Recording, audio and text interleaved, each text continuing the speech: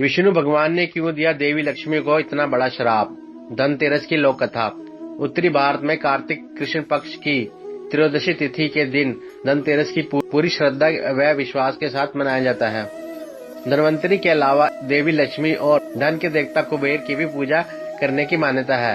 इस दिन को मानने के पीछे धनवंतरी के जन्म लेने की कथा के अलावा दूसरी कहानी भी प्रचलित है। कहा जाता है कि एक समय भगवान विष्णु मृत्यु लोक में विचरण करने के लिए आ रहे थे। तभी लक्ष्मी जी ने भी उनके साथ चलने का आग्रह किया। तब विष्णु जी ने कहा कि यदि मैं जो कहूँ तुम अगर वैसा ही मानो तो फिर चलो। तब लक्ष्मी जी उनकी बात मान गई और भगवान विष्णु के साथ भूमंडल पर आ गई। कुछ देर बाद एक जगह पर पहुंचकर भगवान विष्णु ने लक्ष्मी जी से कहा कि जब तक मैं न आऊं तुम यहाँ ठहरो, मैं दक्षिण दिशा की ओर जा रहा हूँ, तुम उधर मत आना।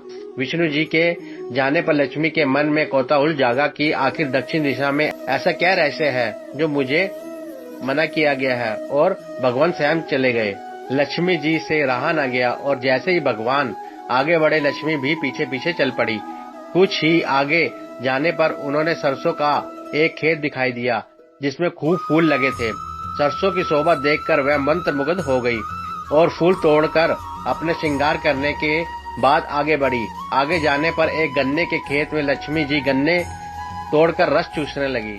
उसी क्षण विष्णु जी आए और यह देख लक्ष्मी जी पर नाराज होकर उन्हें श्राप दे दिया कि मैंने तुम्हें इधर आने से मना किया था पर तुम ना मानी और किसान की चोरी का अपराध कर बैठी। अब तुम इस अपराध के जुर्म में इस किसान की 12 वर्ष तक सेवा करो। ऐसा कहकर भगवान उन्हें छोड़कर क्षीर सागर चले गए। तब लक्ष्मी जी उस गरीब किसान के घर रहने लगी। एक दिन लक्ष्मी जी ने उस किसान की पत्नी से कहा कि तुम स्नान कर पहले मेरी बनाई गई इस देवी लक्ष्मी की पूजन करो, फिर रसोई बनाना, तब तुम जो मांगोगी मिलेगा। किसान की पत्नी ने ऐसा ही किया। पूजा के प्रभाव और लक्ष्मी की कृपा से किसान का घर दूसरे ही दिन से अन्न धन रत्न स्वर्ण आदि से भर गया। लक्ष्मी ने किसान को धन धान्य से पूर्ण कर दिया। किसान ने 12 वर्ष बड़े आनंद से कट गए। फिर 12 वर्ष के बाद लक्ष्मी जी जाने के लिए तैयार हुई। विष्णु जी लक्ष्मी जी को लेने आए तो किसान ने उन्हें भेजने से इनकार कर दिया। तब भगवान ने किसान से कहा कि इन्हें कौन जाने देता, यह तो चंचला है, कहीं नहीं ठहरती, इनको बड़े बड़े नहीं रोक सके। इनको मेरा श्राप था, इसलिए 12 वर्ष तक तुम्हारी सेवा कर रही थी। तुम्हारी 12 वर्ष सेवा का समय पूरा हो चुका है। किसान हठ पूर्वक बोला कि नहीं, अब मैं लक्ष्मी जी को नहीं जाने दूंगा। तब लक्ष्मी जी ने कहा कि हे किसान, तुम मुझे रोकना चाहते हो तो जो मैं कहूँ वैसा करो।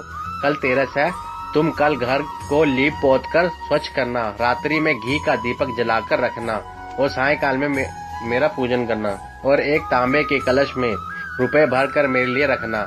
मैं उस कलश में निवास करूंगी, किंतु पूजा के समय मैं तुम्हें दिखाई नहीं दूंगी। इस एक दिन की पूजा से वर्ष भर मैं तुम्हारे घर में नहीं आऊंगी। यह कहकर वह दीपकों के प्रकाश के साथ 10 दिशाओं में फैल गई। अगले दिन किसान ने लक्ष्मी जी के कथा अनुसार पूजन किया। उसका घर धन धान्य से पूर्ण हो गया।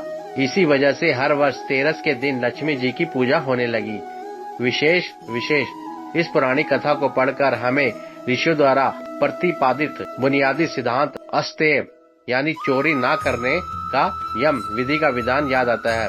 इस कथा में यह बताने का प्रयास किया गया है कि हमारे प्रारब्ध भाग्य में चोरी करने का दंड क्या पाप संचित होता है जो हमें अगले जन्मों में भोगना पड़ता है।